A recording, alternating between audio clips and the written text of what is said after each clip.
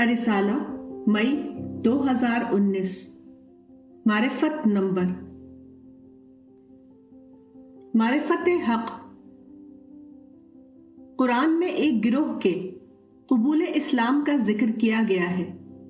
اس کے الفاظ یہ ہیں: وَإِذَا سَمِعُوا مَا أُنزِلَ إِلَى الرَّسُولِ تَرَىٰ أَعْيُنَهُمْ تَفِيضُ مِنَ الدَّمْعِ مِمَّا عَرَفُوا مِنَ الْحَقِّ يَقُولُونَ رَبَّنَا آمَنَّا فَاكْتُبْنَا مَعَ الشَّاهِدِينَ وَمَا لَنَا لَا نُؤْمِنُ بِاللَّهِ وَمَا جَاءَنَا مِنَ الْحَقِّ وَنَطْمَعُ أَن يُدْخِلَنَا رَبُّنَا مَعَ الْقَوْمِ الصَّالِحِينَ، یعنی اور جب انہوں نے اس کلام کو سنا جو رسول پر اتارا گیا ہے تو تم دیکھو گے کہ ان کی آنکھوں سے آنسو جاری ہو گئے، اس سبب سے کہ انہوں نے حق کو پہچان لیا۔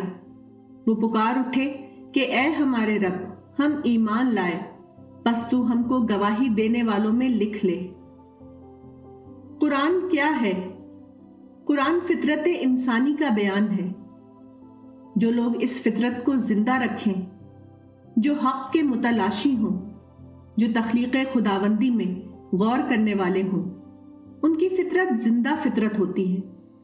جب وہ اللہ کے کلام کو سنتے ہیں تو وہ ان کو اپنے دل کی آواز معلوم ہوتا ہے۔ وہ اللہ کے کلام میں اپنی فطرت کی آواز سن لیتے ہیں۔ ان کو اللہ کا کلام اپنی فطرت کا کاؤنٹر پارٹ نظر آتا ہے۔ اللہ کا کلام ان کے لیے سچائی کی دریافت بن جاتا ہے۔ معرفت کے اس تجربے کا ذکر قرآن کی ایک اور آیت میں اس طرح کیا گیا ہے۔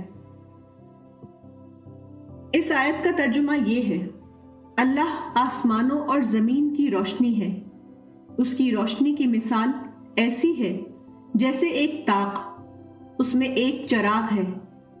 چراغ ایک شیشے کے اندر ہے۔ شیشہ ایسا ہے جیسے ایک چمکدار تارا۔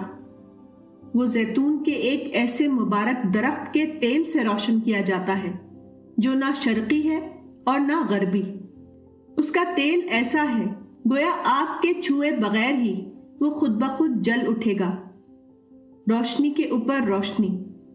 اللہ اپنی روشنی کی راہ دکھاتا ہے جس کو چاہتا ہے، اور اللہ لوگوں کے لیے مثالیں بیان کرتا ہے، اور اللہ ہر چیز کو جاننے والا ہے۔ سچائی کی اسی دریافت کا نام معرفت ہے۔ جو لوگ اس معرفت پر کھڑے ہو جائیں وہ اللہ کے مومن بندے ہیں۔